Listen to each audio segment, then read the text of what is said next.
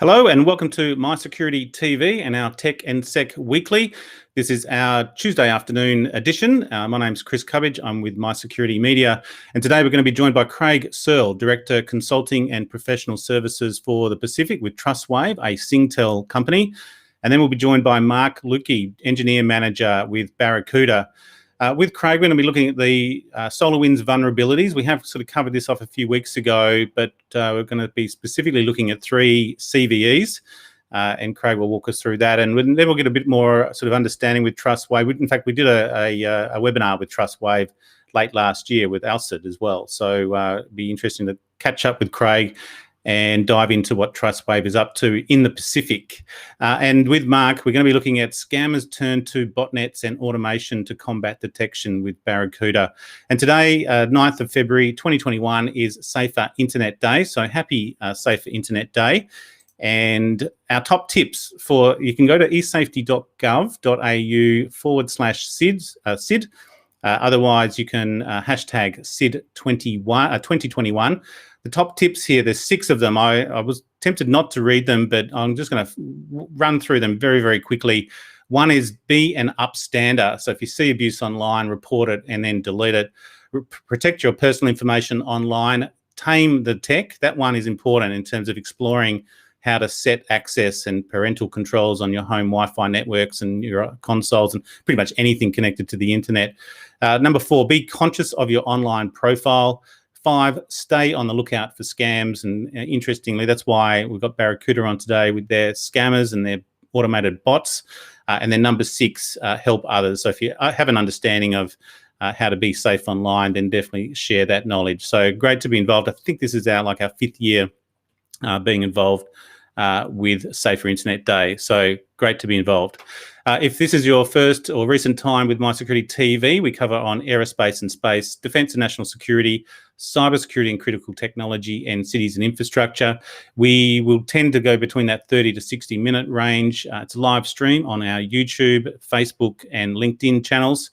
Otherwise, you can go to mysec.tv on the marketplace and we are there. If you happen to be listening, welcome to say g'day, press like, and particularly if you've got interest in the topics that we're going to be covering or anything on cybersecurity, when you've got someone like Craig and Mark here, please fire in the questions.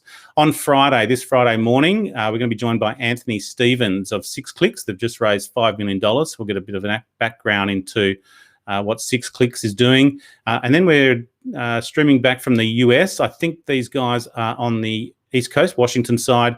Greg Otrotsky, Regional CTO with Cisco App Dynamics, and Stephen Elliott, Program Vice President with IDC, looking at application-led security and the AppSec market insights. So that'll be a good one on Friday morning. I've just released with Jeff Park, ANZ Country Manager with Seagate. So we're looking at the Skyhawk surveillance hard drive, specifically built for video analytics and the video surveillance sector. So that is now live and getting promoted on our YouTube channels. And then last Friday, Jed Horner, Strategic Advocacy Manager with Standards Australia, and Dr. Shushmita Rouge, Senior Research Scientist with Data 61, both looking at the New South Wales Cybersecurity Task Force recommendations and Data 61's AI-driven privacy tool, Personal Information Factor, PIF, and how they're applying that to the COVID-19 tracing data. So very interesting. And I've also released those 2 as 2 individual podcasts, so you can check them out on the Cybersecurity Weekly podcast. And then last Tuesday, this time last week, we were joined by Professor James Rabal from the University of Sydney and the Sydney Nano Institute. Very interesting discussion. In fact, we went over the hour on this one, and we ended up talking about quantum computing and everything else. But definitely looking at the University of Sydney Semiconductors report into the capabilities, opportunities and challenges into the global supply chain. And Andrew Wilson, CEO of Senitas, looking at first quantum resistant network encryption capability. Really interesting discussion. So stick with it from the start and you get a sense of what we're up to. And like I said, if you actually happen to be watching, press like so I know our stream's working. It looks like a few are. Squadron leader, we've got someone from India. I can't see your name, but greetings there. Mishray, good to see you. Thank you very much. Okay, and that's pretty much it from us on the marketplace, and I just want to get straight into it. And we're going to be joined by Craig Searle, Director Consulting and Professional Services, and looking at the new Solarwinds vulnerabilities discovered. Craig, thanks for joining us. Thanks for having me, Chris. Great to be part of it. Good man. Thank you very much, and it's great to see you again. Last time I think was in Melbourne, we caught up, and there's been a lot of water under the bridge since that time. Formerly Hivint, and now Trustwave, and a Singtel company. I think here in Australia, I'm hearing also an Optus Company. Maybe let's talk about your role, Director Consulting and Professional Services for the Pacific. And then I've got another slide where we can sort of talk about the CVEs with SolarWinds. But yeah, maybe give us a sense of the work that you're doing now with your team at Trustwave. Yeah, sure. So I've recently taken over the Consulting and Professional Services division for Trustwave and Pacific from my colleague, Nick Elsmore. Nick's moved into a global role. So look, our focus is on providing sort of professional services from everything from low-level technical assessments and assurance, penetration testing, red teaming, that sort of thing, all the way through to architectural advice and assurance, certifications like PCI DSS and IRAP. Yep. And we also do a lot of work in the education and cyber strategy arena. So we have a really broad range of services. Since the acquisition of Hivint, we've grown to over 100 people in my team now. So we're quite a substantial team. And now we're looking to continue to increase our presence. We continue our fast growth trajectory. It's just with a different logo now. Fair enough. And also maybe a bit bigger backing as well. Do you feel a bit more sort of supported now that you've got a large company behind you, and you've got that? It's not so much the brand. You've always had a good, strong brand, even as individuals, you and Nick. But now with Trustwave and Singtel there, it allows you to sort of walk into clients and new clients with a bit more confidence, maybe? Yeah, look, I think so. Look, the Hivint brand, like any startup, having something that's a point of difference and seeing as being sort of new and dynamic is obviously very important. But as we've grown, having the scale and the credibility of both the Trustwave and the Singtel brands is invaluable, and it's really helped us establish ourselves as one of the key players in the region. And look, we're very proud of our heritage, and we're proud of the team that we're now part of. Wonderful. Maybe just define Pacific for us too, something we were just talking about pre-interview, and how you're defining Pacific, and again, Trustwave or Singtel being a Singapore company. Yeah, so I guess our definition of Pacific is Australia, New Zealand, and the Pacific Islands. I guess in some other organisations you might hear that referred to as Oceania, but for our purposes, the APAC region, the Asia component of that is a very sizable market segment for us, and sort of deserves dedicated management and the organisational structure to support that. So we made that split, and now the Pacific business runs under the leadership of Jason White here at Trustwave. Okay. And with the Pacific, with the island nations, how do you find their cybersecurity maturity? I mean, it seems to be quite good out of New Zealand, but some of the islands, Solomon Islands, even PNG, having much to do with them and their level of maturity? Actually, yeah. So we, as Hivint, we had a couple of engagements with different Pacific islands, and more recently we've signed on a pretty sizable contract to provide cybersecurity advice and assurance into a number of the Pacific nations. And that's been really interesting. I think it's early days in a lot of those countries. However, there is a real awareness and enthusiasm for cybersecurity, and it's great to be a part of that sort of early stages for some of those countries and see what they can become. It'd be interesting, just with the sort of the increasing focus on geopolitics in the Pacific, the sort of, I call it a pivot back from the Australian government back to that part of the world as well. So it'd be interesting to see how that grows and their more sort of importance to us, particularly with trade and travel and what we're doing. Now let's dive into SolarWinds. This is very interesting in terms of what we've got. Let me hope my slides work here if I bring this back and then bring this one back. So maybe talk us through SolarWinds, your initial thoughts when you heard about it, and started to sort of see the reports coming through, the impacts of this, and then some of these recent ones, these new vulnerabilities being discovered as well.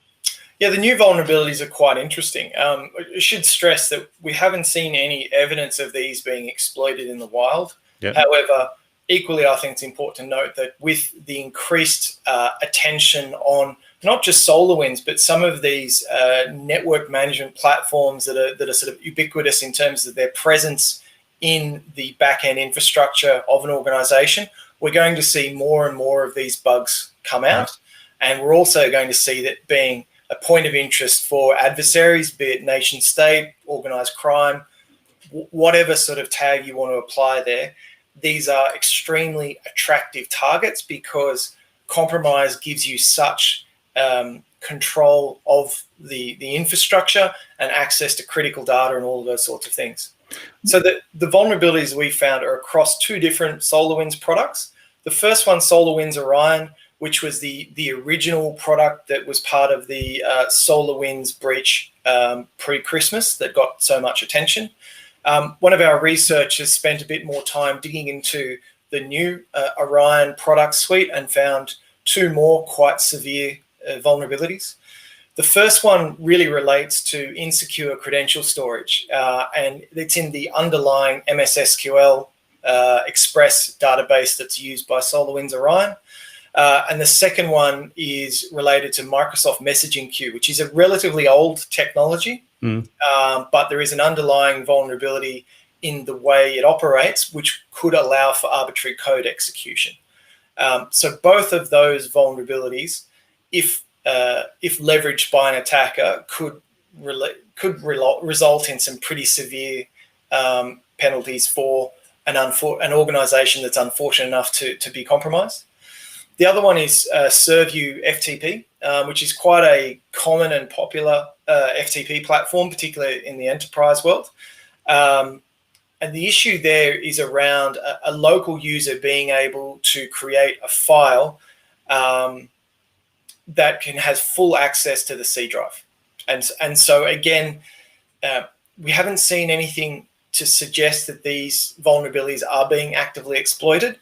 But just in looking at the high-level descriptions of how the vulnerabilities exist, it's not difficult to imagine a scenario where an attacker could take these vulnerabilities and exploit them for pretty severe consequences. Now, Trustwave must have jumped on this, because I looked at the notes from the two CVEs that Trustwave identified, and was well before Christmas, definitely before the New Year, and they've only just kind of been dealt with, I think, finalised on the 3rd of February. What were your thoughts on these? And when I read it, I mean, I'm not doing this stuff every single day, but in terms of improper use of the Microsoft messaging queue could allow any remote unprivileged user the ability to execute any arbitrary code in the highest privilege. What type of CVE is that? I mean, should that have not been detected earlier? Look, I think it's fair to say that we're going to see bugs of this type, be it flaws in legacy technologies within sort of larger pieces of software. I think that's going to become more and more commonplace over time, because as these pieces of software become bigger and bigger, they have more sort of spaghetti code kind of tendencies to them. It's going to become more and more commonplace that security researchers globally will find these legacy components that have vulnerabilities that ordinarily you would say, well, why did you find that, or why wasn't that patched earlier? And the answer is because that piece of code is so intrinsic to the rest of the software that actually it gets to the point where people are unwilling to remove it because it's so tangled into the rest of the source code. So, look, I think this is going to be par for the course for some time. I think the SolarWinds, the broader sort of SolarWinds breach is going to raise some questions around the software supply chain and how organizations can get a sense of security around the software that they have. How do they know that it's secured? And how do they sort of get that sense of comfort that all of the responsible things that should be done are being done? Is it a matter of, as this software is developed, as you say, code spaghetti is probably the right term. And as it's continually, new versions are coming out, they focus on the new version and the features coming through, but then they forget about the previous versions in terms of what vulnerabilities may be left sitting there for the clients that don't come along on that journey, and they might be happy with that software version. It's working for them. They continue to use it, and those vulnerabilities continue to sit there until they're exploited. But in this case, they're exploited. You don't even know that you've been exploited in this situation either. So I suppose as an industry veteran, it's a bit concerning. You're not too surprised, which is, nor was I, but it sounds like there could be literally hundreds of these laying around in very important pieces of operational software running security operations as well. Yeah, so network management software has been a favorite target for our red team capability for quite some time, because a compromise of network management software is almost inevitably going to result in a significant foothold into the infrastructure, be it through privileged accounts or otherwise privileged access. So in the same way that the adversaries out there, they are taking the same lens, and so it's a really valuable target for them. And as you say, we're going to see these types of issues where it's a result of legacy code that exists in a larger piece of software and has existed for some time, which also gives the adversaries the benefit of having more and more time to be able to look at it and to eventually poke holes in the software. So look, it's going to be a challenge for the industry for quite some time. What type of skill sets, I don't know if you know your team members, and they might not be your team members specifically, but in discovering those two CVEs, or one, I think the two you identified was 25274. We've got it up there. There it is. And was it 275 and 276? Yep, that's right. What type of skill sets were required for that? Is that a red teamer, a forensics analyst? What type of person in terms of the team would have discovered that? So we've got a dedicated research team that focus on reverse engineering and things like malware analysis and the like. So often the way our Spider Labs team works is that a red team might primarily identify something that looks a bit suspicious, but as part of the red team engagement, they may or may not have time to continue on and sort of follow that through to the end. But that then gets passed through to our research team, who then do the necessary research and produce findings like this. And then we also feed that into our managed security service, Fusion, which allows us to update signatures and the like. So you can see that there's this very tight interplay between the different teams and the different findings that they produce as part of their day-to-day job. So in a way, you reverse engineer it. So you red team it basically and attack it as you would a set of attackers. And you came up with two exploits. Yeah, so look, I think probably specific to SolarWinds, it's fair to say that is going to be a point of interest for researchers globally. And so in this case, we spent the time on SolarWinds Orion and then also ServU FTP to look at some of those features and find things that looked a bit out of the ordinary. Things like MS SQL Express is always going to be of interest to security researchers just because it's got such a long history of being involved with security vulnerabilities. And likewise, an older platform like Microsoft Message Queue straight away is going to raise a red flag to any reverse engineer that this might be a point of interest. How much sort of fallout do you think will come from this exploit? Like I said, we haven't seen too much of it here in Australia, but certainly in the US and some of the reports, up to sort of US Treasury and other federal government departments. What's your initial take on sort of the fallout and how long the tail will be on this particular sort of breach? It's sort of the largest I've seen in recent times in terms of that supply chain.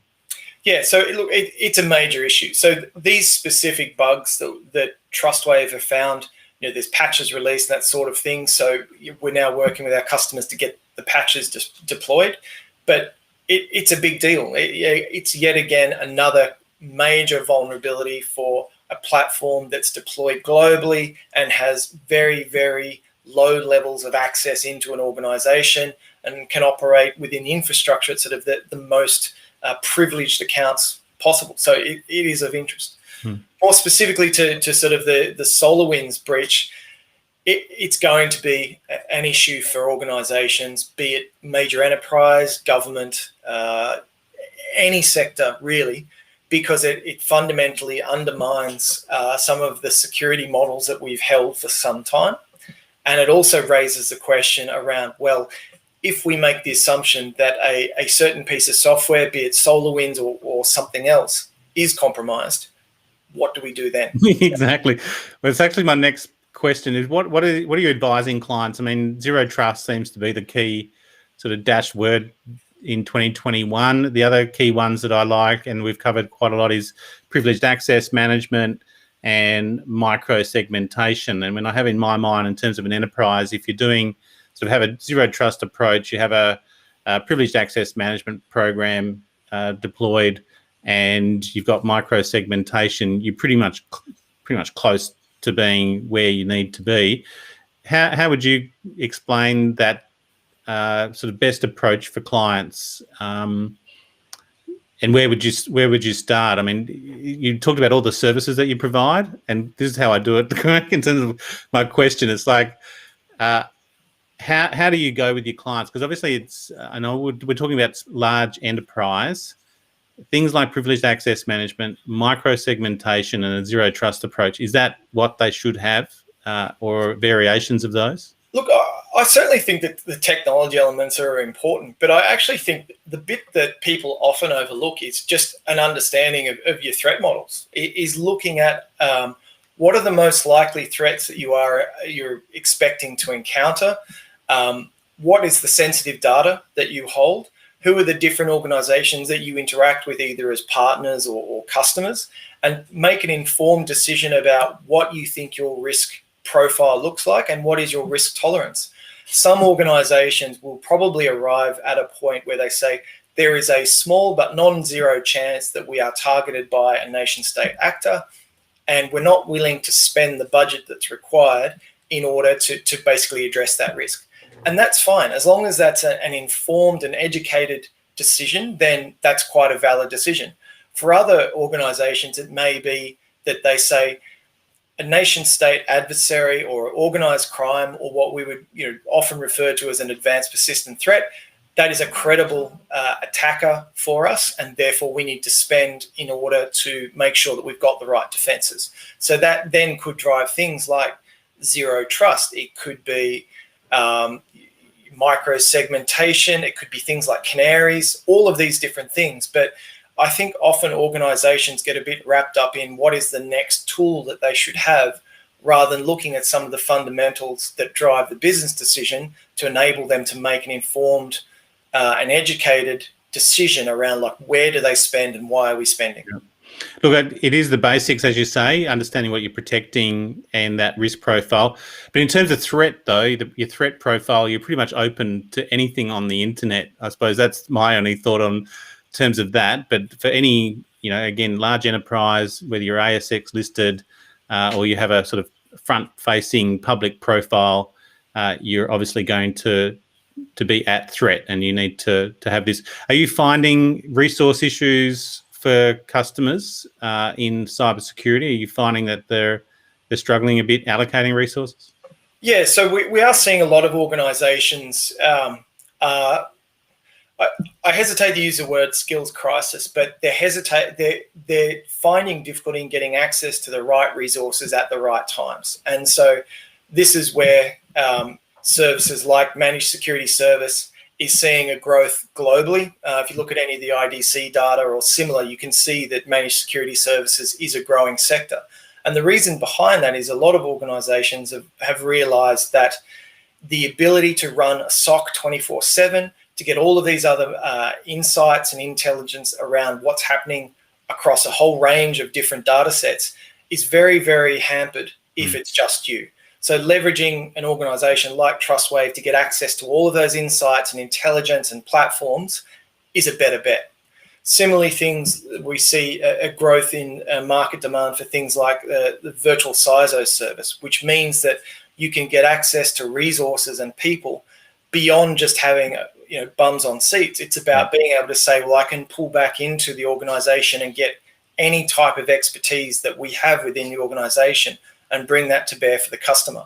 And so the thing that's driving that is a lot of customers have lots of small requirements on any given day, and it's difficult for any one person to meet all of those requirements in one go. So this is where we're seeing that the broader discussion around the supply chain issues and all of those sorts of things takes a much broader sense of awareness around what's going on in cybersecurity, and the skills crisis is just one part of that. We do. I've got a Sam. I'll bring your question up, but I'll stay on topic. But you've got a SolarWinds question, so I'll bring that up as a follow up. But in terms of that skill sets that you're seeing, you said, as you mentioned, you've got 100 odd on your team. Where are the skill shortages that you're finding? What are the real stronger skills that anyone listening will be like, okay, we've heard like AppSec and those types of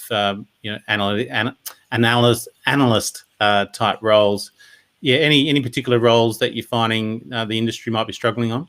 I think the role that we see both as a supplier of resources, but also we see the inverse in terms of customers looking for that resource, is what we consider to be sort of junior members of staff. That the universities are generating large amounts of graduates with cybersecurity skills, but it's the people that have been in the industry 1, 2, 3 years that at the moment it is a real challenge because they're in high demand, but there's just not many of them. So that's the place where we're seeing the most sort of resource challenge. For us, our approach to that is to invest heavily in our graduate programs and make sure that we've got that next layer of talent coming through.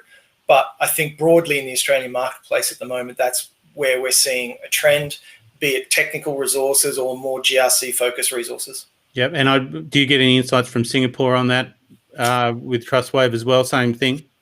Yeah, look, I think that it's fair to say that trend's pretty global. There's obviously going to be some localized nuances to it, but really we're seeing that those initial entrants into the security market at that sort of 1 to 3 year experience level, they are the proverbial hen's teeth. They're not easy to come by, and certainly if people have them, they're not willing to share them. That's good. And you've always been a recognised good employer too, Craig, so I know you know how to look after your staff.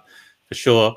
Look, as I said, I'm conscious of time with you, Craig, too. I've got another 3 or 4 questions in my mind that will just take us on another tangent. But here's a question from Sam. Does the server U vulnerability also impact the SolarWinds SCP free product also? Are you aware of that one? To the best of my knowledge, it does not impact the free product, but let me double check that, and I'll come back with a definitive answer. But my initial understanding is that it does not impact it. Okay, and I'll put the blog from Spider Lab's blog. I'll put that in the show notes afterwards as well, Sam, and obviously there'll be several blogs from Spider Labs on this breach. So there's a whole bunch, and as well as SolarWinds are coming out with updates all the time as well. In terms of the last question I had for you was your partners, and you mentioned your sort of graduate program. Do you find you've got some set partners, particularly around that training and skills development as well? Any particular universities or academies that you're working with? Or do you tend to train them in-house? Look, we've got partnerships with a number of universities. So we've got a relationship via Optus with the universities in South Australia. We've got presence in WA, New South Wales and Victoria. So we cast a pretty broad net.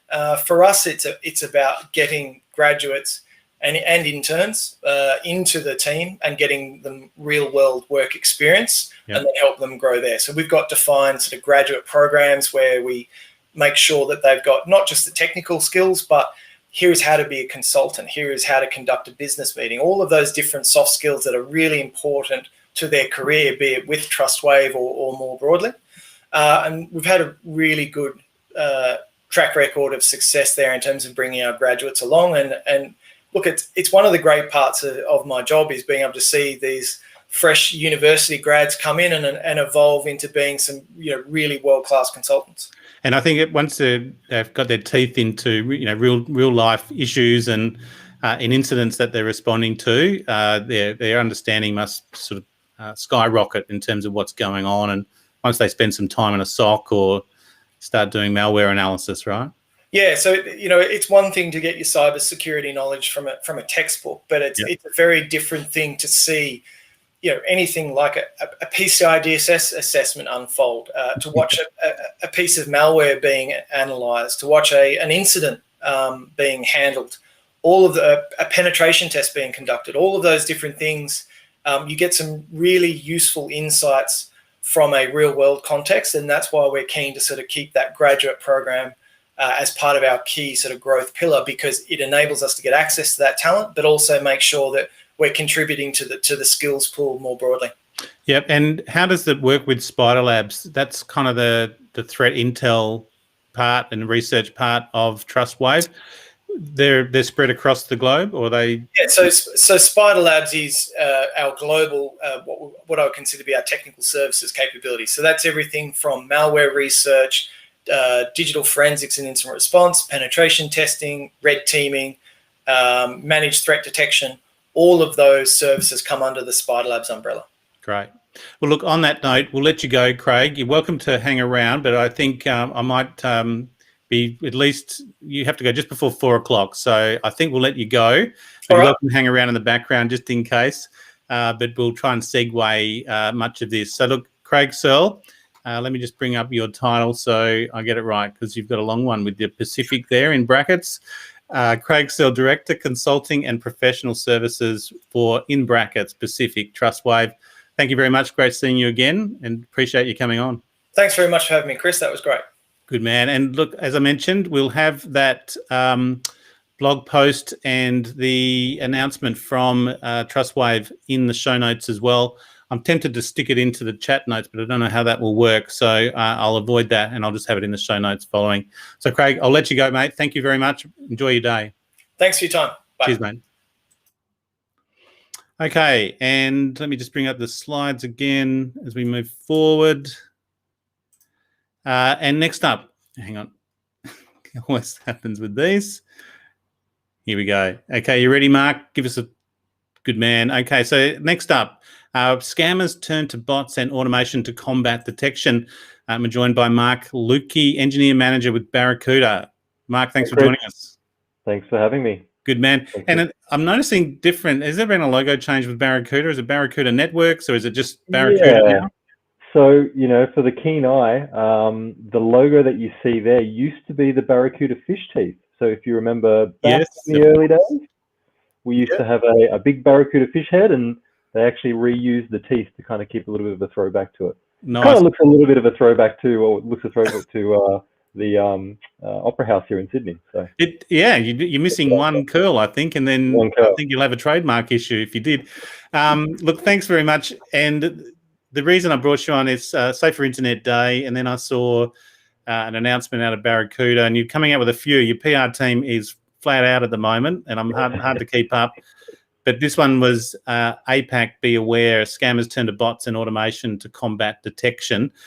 Given we're just talking about sort of the SolarWinds breach and the like, introduce us to what the bot sector is doing and automation. It's machine versus machine, I imagine. It is a bit like that. I mean, if you think about sort of bots, they've been around for many, many years, right? This is not something that's kind of new, but although they've been, readily adapted to not only suit the scammers, but I suppose to create a bunch of revenue and money out of it, right? Nice. So if you kind of go back to the origins, the good bots, they were really around to help developers crawl their applications, look for vulnerabilities, potentially discover any problems they might have through a QA process.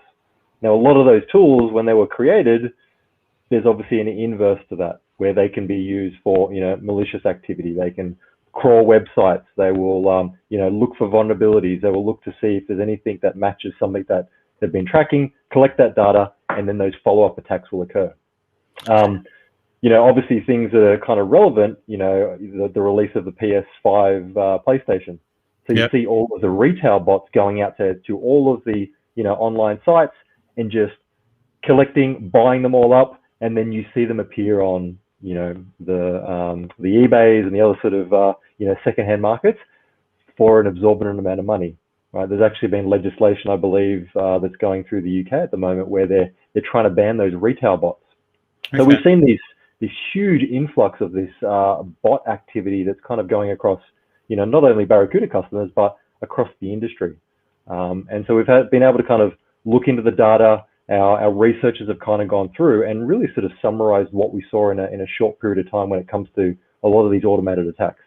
And the key word here is automation to combat detection. So obviously there's a lot of detection tools out there, and Casada comes to mind, an Australian sort of startup in terms of that bot detection. So now they've got a game on their hands with the bots sort of automating themselves. And what are they doing? Can you maybe talk us through what they're doing to combat the detection tools? Yeah, so I mean, bots can be unique in the fact that a bunch of different attacks can be. I suppose it depends on the attacks that we're looking at, right? So mage card. I don't know if you're familiar with that term, sort of mage carding. Mage carding, where some JavaScript gets injected into a website. I can't say I've heard of mage carding. No, it's related to an online shopping platform called Magento, and we saw a huge amount of attacks around that platform. And really, what was happening is people were getting their credit card information compromised at the point of when they checked out. So believing that they were going through the payment gateway, they put some credit card details in, and there was a JavaScript that executed from another site that effectively captured that data for the attacker to use later on, right? And so when vulnerability scans, scan those websites and look for that malicious Java code, that JavaScript, is that a lot of that stuff will actually self-detonate itself. So it'll even look for vulnerability scanners to show that it's not harboring on those websites. So very, very hard to kind of detect. And I imagine they morph and change over time as well. Once they're detected, they'll work something out to avoid that again. Maybe, sorry to interrupt you there in terms of, I didn't mean to put that large screen, but maybe let's talk us through these particular attack, because I was waiting for the fuzzing attack. The fuzzing attack, yep. And obviously that's the main one. Maybe talk us through the fuzzing attack, because I hadn't heard of fuzzing either. Yeah, look, fuzzing attack is, a way that you would run a bot or a crawler, right? Could be called as a crawler. Basically, you're running a script against a website to initiate a bunch of different vulnerability attacks. So effectively, you're crawling the website looking for vulnerabilities that exist. It could be called skimming, it could be scraping, a number of different terms, right? So a lot of these sort of automated attacks are designed to discover vulnerabilities within inside websites. They're automated, they're not necessarily pointed at you as a business. They just basically crawl the internet as part of these large botnets looking for vulnerabilities that exist. Once they've found those vulnerabilities, they basically have follow-up attacks to see if they can leverage that vulnerability in that web application. And that might be to harbor some ransomware or, to actually, employ your website to become part of that botnet as well. Are they always malicious? Not necessarily, right? Again, these tools can be used for good. If you think of, the Star Wars analogy of a lightsaber, right? A lightsaber, obviously a very, very powerful tool, could be used for good or bad. So, these tools from an application development perspective are good for checking your application for vulnerabilities, right? You run these scans internally inside your own QA environments. However, the inverse of that is obviously these attackers will run them against websites as they exist, right? So, these bots have basically been adapted. And if you also think about, where these bots could potentially run from, if they were running from, inside of an AWS environment or a Microsoft Azure or some other sort of large public cloud, they're quite easy for the, reputation sources to quite quickly say, well, that's not a real person, right? Real person is not typically browsing from a big AWS platform, right? So the attackers and the guys that are creating these bots have figured out ways to get around that by reputation, right? You see things like capture and V3 and, recapture V3. Very focused around the reputation of the user and where they're coming from. So me as a user, I come from my home network, I'm logged into my Google account, I've got a bunch of good traffic that comes along with me. So when I, browse to a website, I look like a human. Well, the bot creators can actually leverage that as well by having these good, reputable sources or accounts that have become compromised that they can use to kind of get around this. I think that's the key one, isn't it? Trying to detect that human activity and understanding what's human and what's bot. And then if it's a bot, then is it malicious and approved and the like? So there's a hell of a lot going on. The fake bots is that number third one, just pretty much equal sort of second. Talk us through these fake bots, what they're doing, and again, are they always sort of malicious? What are they out to do? Yeah, so I mean, if you think about how a website works and good at sort of getting noticed, you know, you'll want your website to appear in search criteria on search engines. So a lot of these fake bots will try to leverage header information to simulate, you know, a Google bot so that it looks like, you know, it's scanning your website in order to, you know, bump you up on their search algorithms. Yeah. So a lot of these are being used to potentially trick you know, websites that may have, you know, inadequate technology sitting in front of them, maybe using some native sort of security services where you might just say, look, anything that doesn't match a Google bot, I want that to be, you know, rejected from the website. So you know, the bot creators are really investing a lot of time, effort, energy, and money to circumvent a lot of these sort of technologies.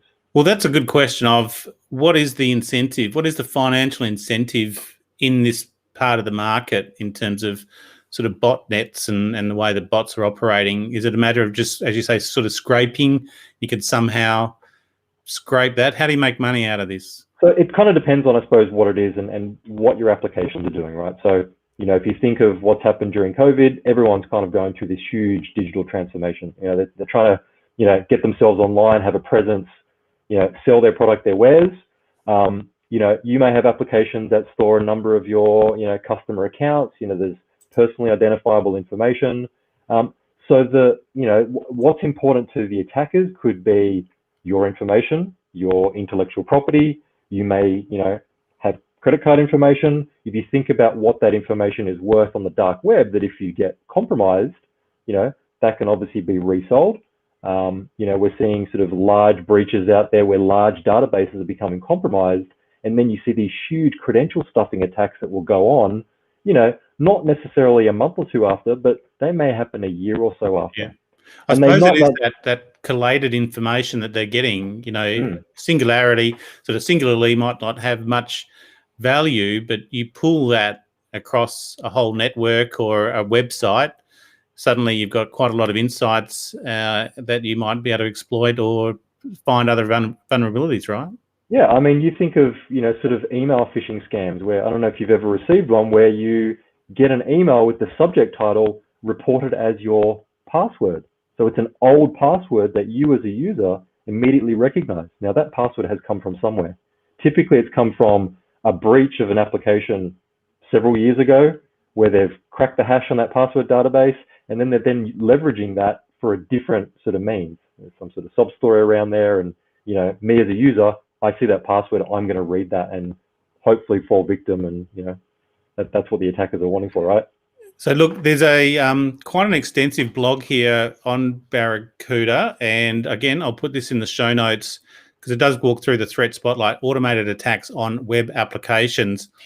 One of the thinking I had there is this happening elsewhere, not necessarily on websites, say social media channels like say a WhatsApp or gaming devices as well, gaming platforms. If this is bots are operating on web applications, are they happening anywhere else as well?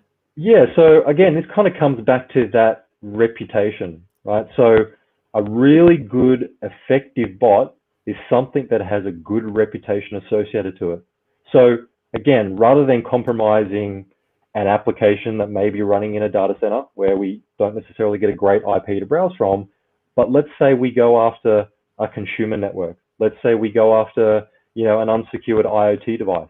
Let's say we start now crowdsourcing all of this information so that our bot now comes from these lots of different unique IP addresses coming from residential IPs, things like that. So, you know, you may not necessarily, you know this is occurring, but there may be a small component within home networks that's become compromised that become a larger part of this botnet, where the attackers can say, hey, you want to use my botnet? We've got some really valuable, reputation here. They're very high value. basically you can tell this bot to do what it is you want to, and it's going to get it's going to get through a lot of the security that exists out there and be more impactful. That's right. You can actually go and buy one, right? You can go buy your own. You can rent them. bot. Yeah, nice. You can rent them. Now, a lot of them you can rent them. Okay, you can give it back. It's a bit of a grey area, Exactly. right? Because the reality is a lot of those bots can be used for good, and terms and conditions may say, you're using this for, internal purposes and testing and things like that. So some of those providers can be a little bit of the grey area. Yeah, I'd be. I don't think the we're cyber criminals. The cyber criminals are the ones that are probably making money out of it in a different way, shape, or form. Yeah, look, it's a very interesting space, and like I said, I did an interview with Casada as well, and it's a very unique part of what we're talking about in terms of the internet. Now, how to protect against these automated attacks? These are WAF as a service, so web access firewalls and those types of things. Yeah, and that used to be the way, right? You had application vulnerabilities, you deploy some sort of WAF type of technology in front of it, right? Makes sense. If you think about the way applications are being written now, there's a lot of APIs that are going into it. You've got deployments that exist in multiple public clouds. Everyone's kind of leveraging Kubernetes, so they can kind of lift and shift these applications into whoever's providing the most cost-effective way. So now that kind of WAF technology, one, needs to be easily consumed. It needs to be as close to those applications as possible. Kind of gone are the days where you had data centers and racks and you just put big boxes in front of things. So now people are obviously looking for, ways to deliver that technology in, much more seamless, faster, closer to them. So, having sort of a as a service type of model, but also kind of like an a la carte. So you may have some low requirements when it comes to application security. So, quite a generic website, you may want some basic security, but then you may have components of that where you need to really check in all the different features and functionality, and you want that bot protection or a DDoS type of protection for volumetric types of attacks. So it's really there to design to get a customer to start using it, right? Because if it's not configured correctly, that's half the battle. You can have as much security as you want of it in front of your applications, but if it's not configured, then you can still be sort of vulnerable and at risk. So it's all about how do we sort of consume it, and then really get it to not only enterprise customers, but also to the smaller end of the market as well. We've had conversations with large financial services where, they're worried about their, providers that are using them as a payment gateway where their websites are becoming compromised, and ultimately it's coming back onto them as the payment gateway or the, the supplier of the credit cards to go and rectify it and, give back the money. So they're wanting the lower sort of, merchants to be able to secure their applications in an easily, fast and scalable way. How set it to forget is a WAF? I take it that even though it might be configured, it needs to be monitored. It comes back to what Craig was talking about in terms of that sort of that managed service provider and its security service provider as well. Yeah, what's the sort of the monitoring of the WAF? And again, that might be simple on one website, but then most companies got multiple websites, e-commerce sites, and the right. So is this where Barracuda sort of steps in and say we'll do that? Yeah, most definitely. So it's always down to the customer to sort of configure it as they will. We sort of come up with a policy that suits a lot of websites. We've been doing this for well over 10 years, so there's a lot of historical information that we can leverage. But we're also investing as well in new technologies, leveraging our cloud and the way that we're sort of doing this bot detection to help customers actually tune their application. So, some really exciting things coming in the coming months where the services in the cloud looking at the analytics of traffic coming to websites will actually help customers build and tune hardened policies to their applications very specific. Right now, there's ways that we can put in thresholds. We would always kind of get someone to run, a test against their website to make sure there's no false positives. But it is, every application is unique. You've been with Barracuda. You've been with Barracuda for about 9 years. You mentioned 10 years. Are you finding the cloud is changing the game in terms of this space for you? It's how we scale, right? At the end of the day, it's like most people are looking for cloud to be able to scale their business, right? So, buying servers and filling up racks is something that's, not what people are looking to do these days. So, with public cloud comes the challenges of who's managing it, who's deploying it, who actually knows the security, not only of the application, but the environment. Who's making sure that we don't have a network security group that's exposed because the developer wants to go home and work on some server and, wants to kind of get around corporate security, right? And that's where we see a lot of these, large scale breaches, is when there's been a human element in there that, has made an accident, made a mistake, and, an S3 or an Elasticsearch port's been left open to the wild. I think there was some research on a honeypot. Someone just created an Elasticsearch port to see how long it would, be before someone started using it, and it's about 8 hours. So you go through, you leave that port open, exposed, you're going to start getting these people or bots having a look at it, testing it, and then you start seeing them, sort of trying to implant, malicious payloads into it. Yeah, I think, I've heard a lot of those honeypots. We did one, Jane did one up in Singapore. She did a podcast with, I can't remember who it was now, but they did a operational environment and created that as a honeypot. And within hours, but within weeks, it was being seriously attacked. So very interesting. Look, thank you so much for that, Mark. I'm just conscious of the time. We've gone for 50 minutes. What I want to do is I want to test this message out. So I've got the Spotlight Automated Attacks on Web Applications sort of blog here. I'm going to stick this code in. I don't know what's going to happen, but anyone watching, there you go. You got a link. So it's just a simple chat. So that's a link out to the Barracuda blog on their threat spotlight, and there's a little bit down the bottom on your WAFs and how to protect against automated attacks. So a little shout out. We actually have our CTO Fleming Shee and Nitsam are on actually doing an APAC wide webinar tomorrow at 3 p.m. There you go. Good plug. I saw that. Normally we charge you to advertise. Oh, lucky. I'm joking. Thank well, you. We do. No, actually we do. But no, even in there, there you go. So there is an on-demand webinar link in that link that I just stuck out there. So that's gone across our channels. There you go. So that's a freebie for Barracuda. Look, thank you so much, Mark. Very, very good. And I think I only grabbed that one slide. Like I said, there was quite a few there. But we'll let you go. That was a very worthwhile one in terms of scammers using bot automation to avoid detection. And I think it's very nice for our Safer Internet Day episode. So, mate, I'm going to let you go. Craig's left us as well. And, very, very insightful. Thanks for having me, Chris. Appreciate it. Mark. All the best. Cheers. Enjoy your day. Bye. Cheers. Okay, just to close off, we're pretty much going for the hour. We talked too much. The report of the day is the Proofpoint 2020 State of the Fish report, an in-depth look at user awareness and vulnerability and resilience. Let me just blow that up so you can actually see that. Average reporting rate per industry is broken down in this report. We've been following this report, State of the Fish, for some years with Proofpoint. Finance, fin services, insurance, energy, utilities, government, business services and professional services are pretty much near the top there. No real surprises, but certainly fintech and insurance is way out front in terms of their phishing reporting per industry. And next one is the average failure rate by department. And again, I think this is, if you're a large enterprise, think about who in your enterprise might be at most risk. And this is the average failure rate by department. Admin services is out there. Research and development, those academics are often the weakest link as well.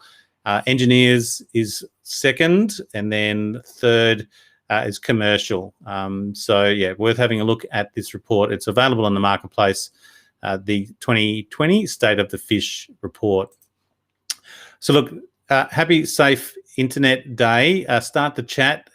We have sent an invitation out to Julie, the eSafety Commissioner.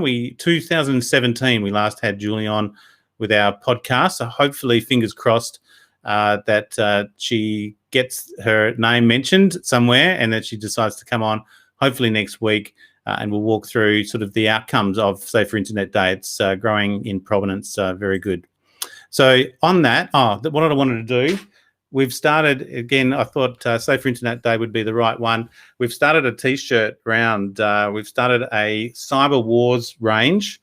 Panda obviously being China. Russia, we've given them the bear and a tiger one for India, and each of them represents those APTs, Advanced Persistent Threats. So we thought we'd start off with 3 large nation states to kick it off. If they're of interest, let me know. Feedback is welcome, constructive feedback, obviously. And Charlie Draws designed these. These are original design drawings from Charlie Draws in Melbourne. And so they're available now on the marketplace, T-shirts, cups, and all that type of thing in terms of merchandise. So just go to the products, press merchandise, and you can start to have a look at the range. So it'd be interesting to see what the feedback is. And again, hopefully you can check it out. I got mine at least. Okay, so we'll be back on Friday morning. Part 1 with 6 Clicks, Anthony Stevens, and their $5 million capital raise. And then part 2, linking over to the US. I'm looking at AppSec Market Insights with IDC and Cisco App Dynamics on application-led security. And should again be a good segue from today's episode as well on cybersecurity. So that's it from us of the marketplace. Very, very much appreciate the comments today. Brenton, Kelly as well. Great to see you, Kelly, and Sam, and Squadron Leader Sabashi Mishray. Good to see you. Very good. Thank you very much. Enjoy your day, and we'll see you on